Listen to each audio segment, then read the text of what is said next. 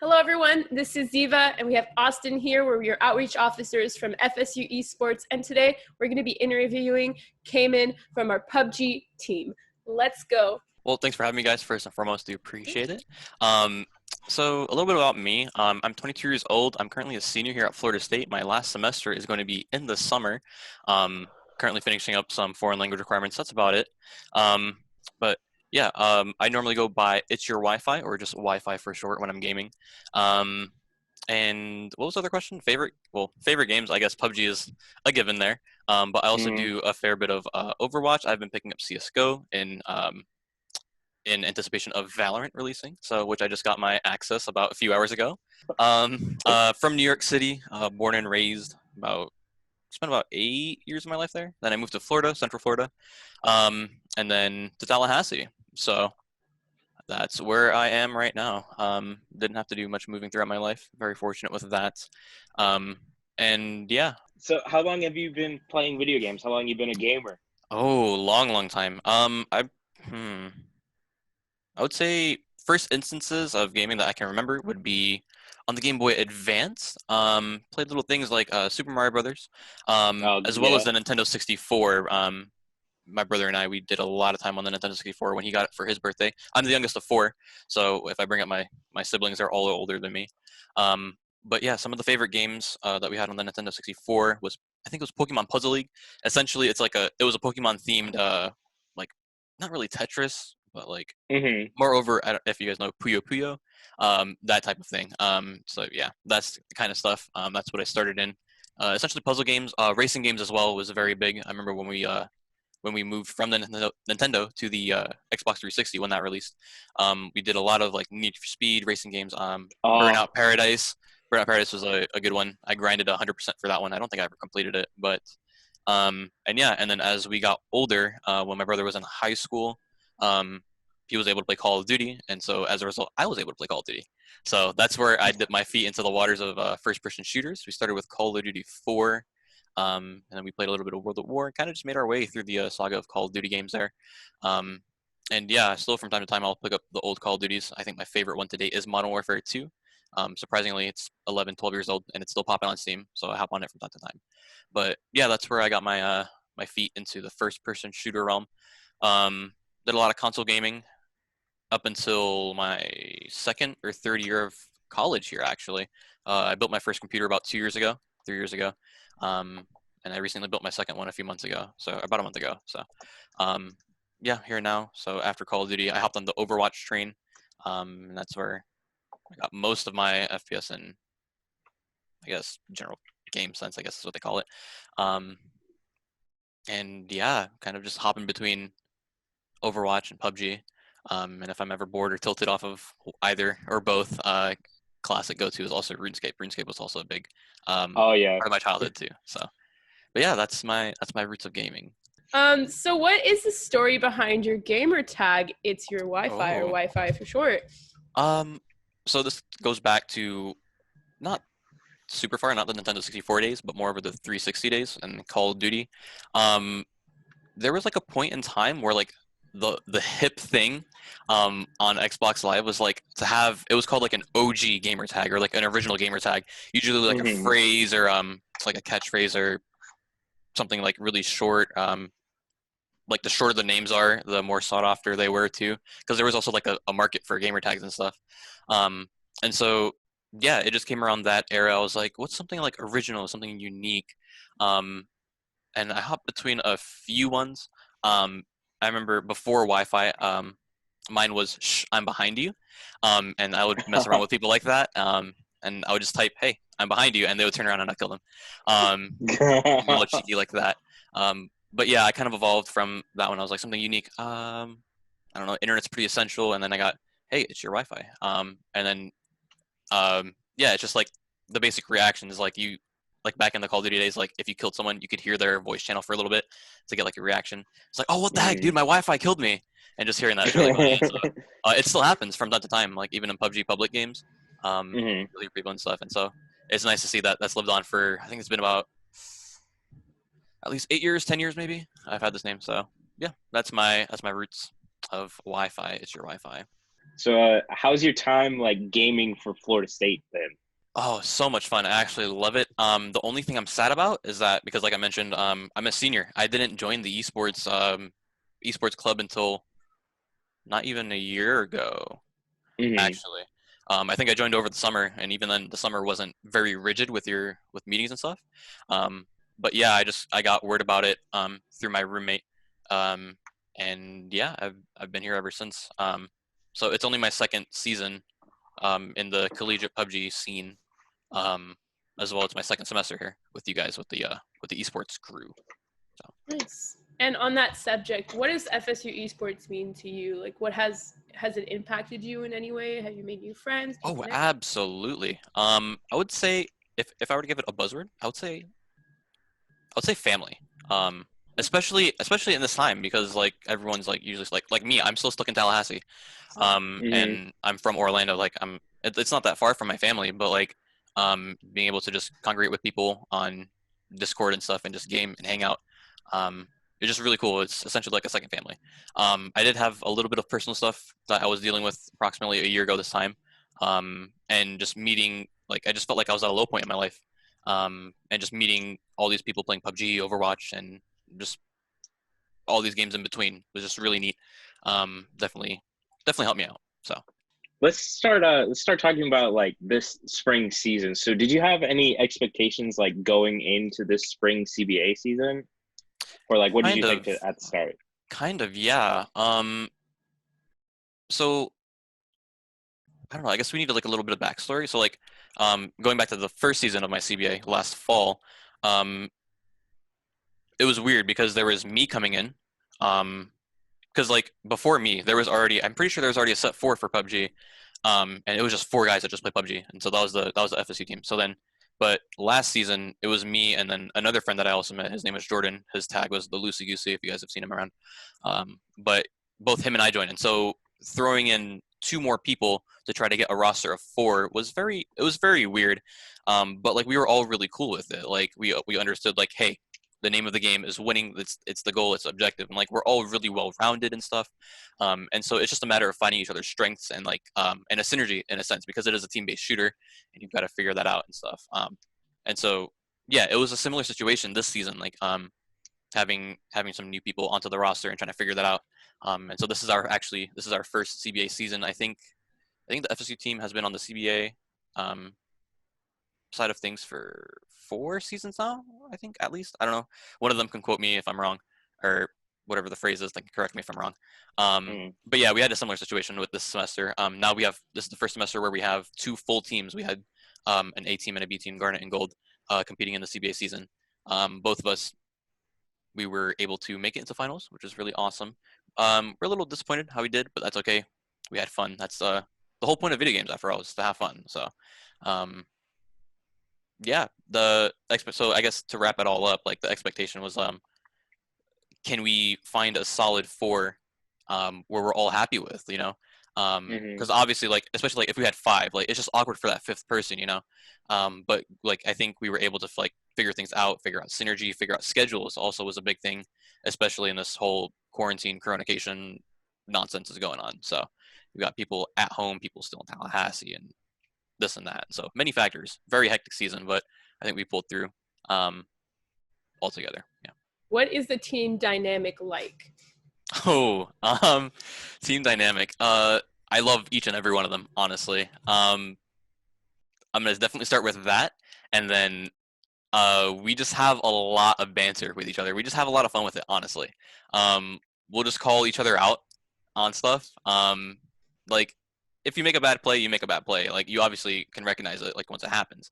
But sometimes we just keep them as like running gags and stuff. Um, but yeah, it's just great, great group of guys. Just fun to play with. Always down to joke. Always on to be serious. We know when to um, click the switch, and we just try to execute to the best of our ability. Very hardworking, very focused people. Um, and yeah, if anything, I would definitely consider them my second family. How was the team affected by COVID-19, and how did you adapt? Face value, I'm pretty sure all of us and all of our families were doing okay. Um, I think I'm the only one still hunkering down in Tallahassee, as far as I know. I think Tyler Twiggy Smalls, I think he's still here. I'm not sure. Hmm. but I know Meg and Charlie, they're both at home right now.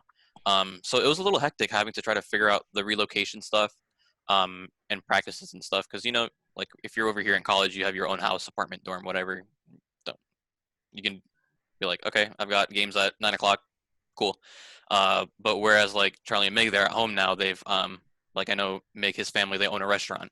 Sometimes they need him to help out at the restaurant. So sometimes that can be an issue for games or scrims and stuff. So I think it was more of a on the fly kind of stuff. We try to figure things out on the fly. We'll try to pull subs where we need to from our B team or just from our close friend group to try and fill in those gaps. But I think overall it was pretty solid. Generally, we're pretty fortunate that we're all healthy and we were all able to figure out our schedules and get them still aligned without any severe impacts to them throughout the season. How did you feel about how both teams ended up placing in the finals? Overall, I know both teams altogether were very disappointed. But like it's also we also need to take into consideration we are playing an RNG based game. It's like sure, like we can have a set drop location on the map.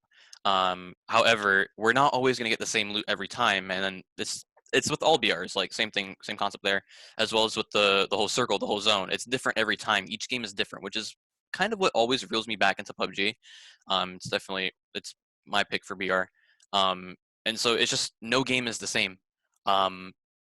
And yeah, there is a little bit of luck involved. Some teams definitely got luckier than others.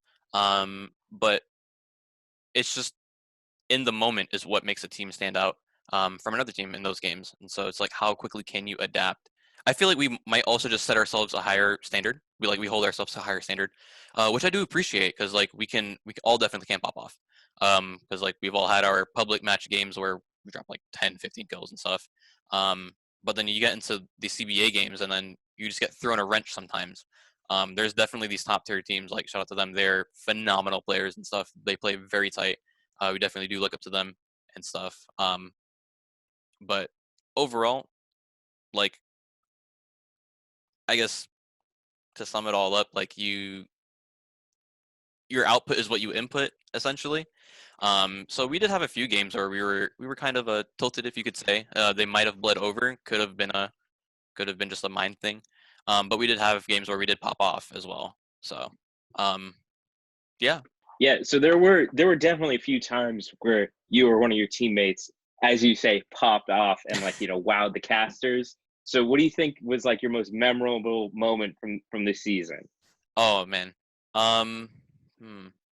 There's a lot, honestly. There's so many games. I think we play a total of like I think it's like 120 something games throughout a semester. It's a crazy Wow. amount.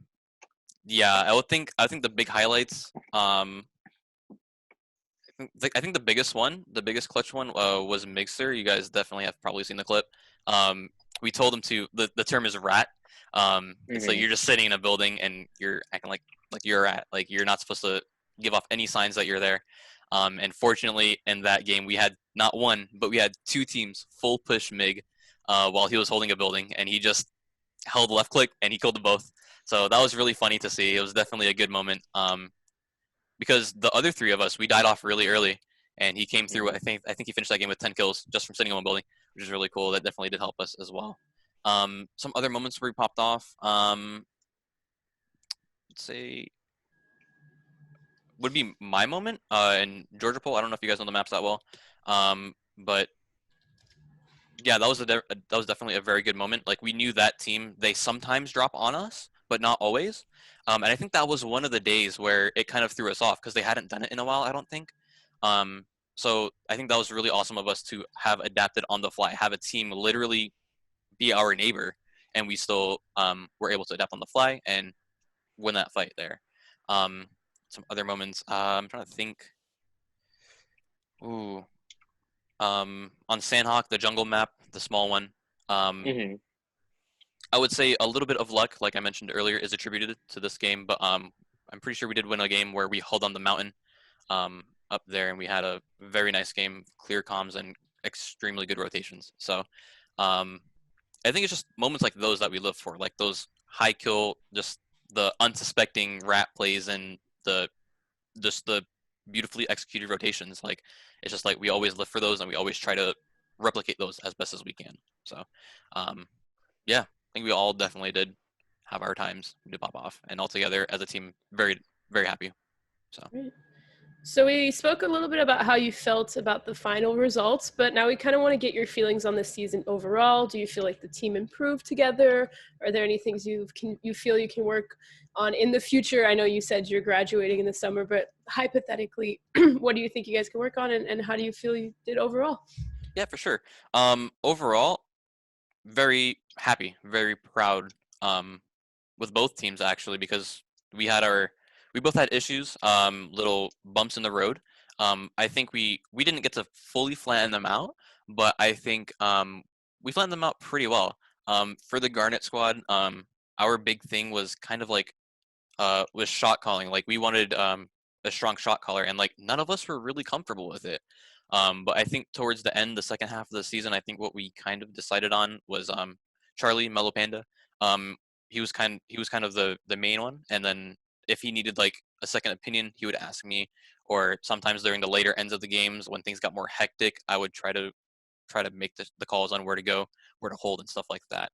And so it was good to see that we kind of figured out a system while we couldn't really employ it throughout the whole season. I think it did show a little bit of improvement there. And as for the B team, it was more of a roster thing for the B team, but they definitely did get it figured out as well. So fingers crossed. Like, hypothetically speaking, if like assuming next season, I know I'm not going to be here next season, but like if those things are still bleeding over into next season, the guys jump on the gun and get them ironed out in a few days, I think we won't be as disappointed. So, since you're a senior and you're sort of like on your way out the door, do you have any advice for any future incoming collegiate esports players? absolutely. Try out. Just do it. Honestly. I came in with the expectation of just PUBG. And honestly, I was nervous too, but like, you have no reason to be. Like I mentioned, I personally view the esports community here at FSU as a family. And ideally, I would hope a lot of other members do as well. And so you have absolutely no reason to be scared to try out. Just do it.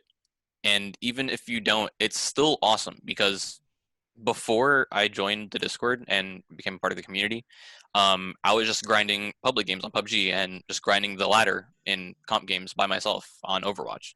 And it was very, very frustrating and very, at times, very depressing. But having people here that are on the same page with a competitive mindset, and with the extra benefit of having awesome game managers that can find you scrims and other schools to play with, it's just awesome. Like, awesome. Like, there was no other feeling after playing my first scrim in Overwatch and PUBG. It's like, wow, I'm playing against other people with the same mindset, with a team by my side with the same exact mindset. It's also awesome because you get to see each school's, what's the word? I think niche. Mm-hmm. Their unique, like, play style and stuff. Like, you have metas in Overwatch, but sometimes you won't always go against a team that's playing meta, and you have to adapt to that as well. But yeah, just join. Just don't be scared to send that first message. Like, I'm pretty sure most of us in this Discord and community are introverted, me included. But I distinctly remember over the summer, I bothered the crap out of everyone in the PUBG channel. I was like, every day I would wake up, have nothing to do, no classes, no homework. Anyone want to play PUBG? And I would get no response, which is completely fine. But then there was that one time, I think the first person that did play with me was Tyler. And it was an absolute blast playing with someone else, and just getting to know them. So yeah, Nike, just do it. Don't be discouraged if you don't get on the main team. Please do not. Please do not. Sure. My first semester for Overwatch was also last semester, actually. I did try out on... Wait, was it? Yeah, it was.